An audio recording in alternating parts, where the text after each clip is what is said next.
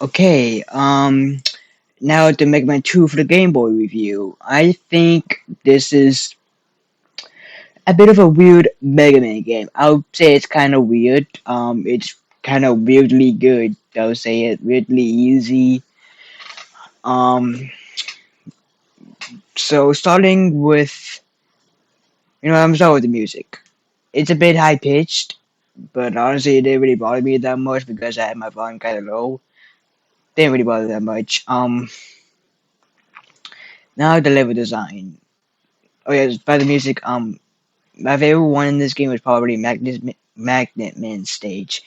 Dr. Wily's Revenge was probably the Wily level, or Wily Fortress 1 was probably my favorite one. This game, the levels, I'd say the mostly easy. Almost every single level in this game is easy. Crucible too. Crucible too. Okay, so yeah, it's basically almost every single level. Even the Wily levels, there's still 6 levels in this game, I believe. But they might be a little bit longer. I'm not too sure. I feel like Dr. Wily's Revenge levels were longer, but this one, they were just short in this one. I feel like they were even shorter than the NES versions. Yeah, this game, two of the Game Boy is definitely easier and shorter than the NES version. Um okay, yeah. By the way, this is the Actually, it's not a Mega killer, but his name is Quint, and he is supposedly Mega Man from the future. So basically, in this game, you Dr. Wily has got a device that's called the Time Schemer.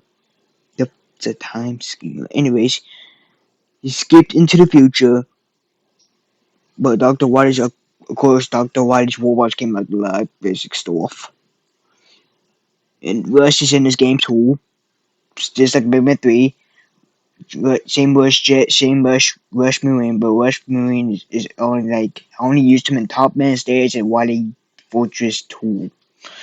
Not that difficult. My face Quint, the Mimic Killer, supposedly Megman from the future, I guess. Yeah, basically we went to the future to beat our, I guess, ourselves from the future, but I don't have really how that's us from the future. I mean, our name is Rockman. I'm not but still, this is Rockman, but this is Quint. That's a different name. But Quint is probably the easiest boss in the game. He is so ridiculously easy. I say even easier than Anchor. I When I did my recording of Dr. Life Fits, I did struggle on him, but now after when I played the game for the review, the replay, I didn't struggle with him that much. Him and Quint are not the hardest. The hardest is for it later. Yeah, so Quint is the easiest boss in the game. I want to say the levels, back to the levels design. I didn't think the level design was perfect. It was weird, like Crash. I'm sorry, Clashman stage apparently.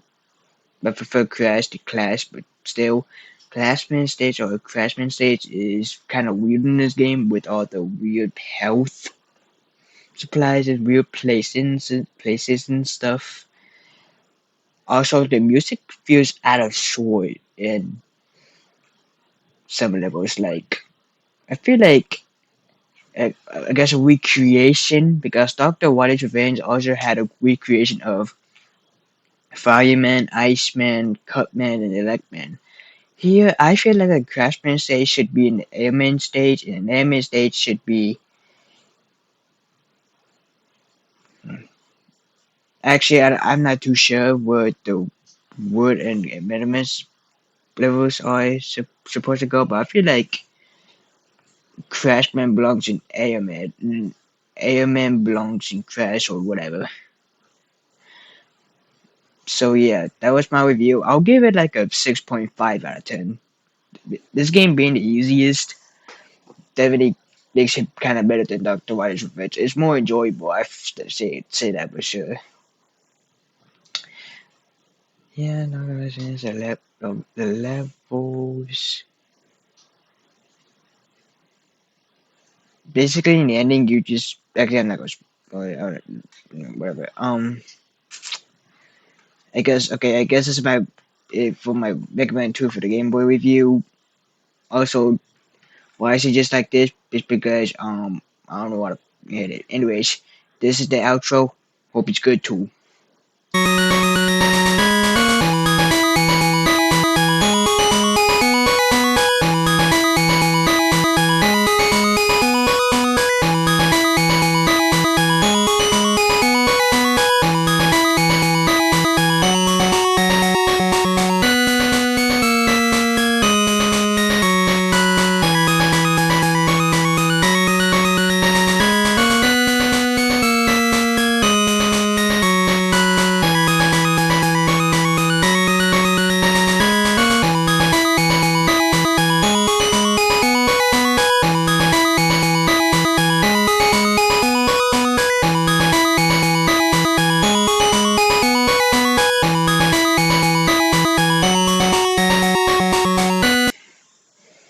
Yes. So also another thing to point out. Nothing to point out. This game was made by another company. So the Doctor Wise Revenge and the rest was made by I'm not to say but engineering.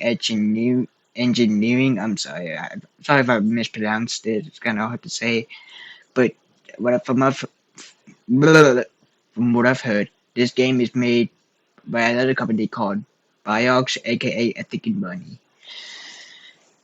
But that's what I've heard. Was it a Thinking Bunny or is it the Thinking Bunny? Thinking. I don't know. Yeah, so this was made by another team. That's probably another reason why it's so easy and weird, I guess, because apparently, from what I've heard, the team was new to the Mega Man series. And I believe the other guy who made Mega Man 3 for the NES was also new to the franchise. Or it was the same people, team, but whatever. Person, whatever. So yeah, that's my Mega Man. Why can I not speak in both these reviews? Whatever. So next, I'm also kind of nervous about this review. So next up, what I'm going to try and review next is Mega Man 3 for the Game Boy. Anyways, but I think this one is even worse than Dr. White's Revenge. Definitely, this might be a bit of a bit harsh, but I would say even worse and even less enjoyable than this game. So, like, sorry, I was having chest pain for a second. Anyways, that's my Mega Man 2 for the Game Boy review for the third time. Hope y'all enjoyed. Peace.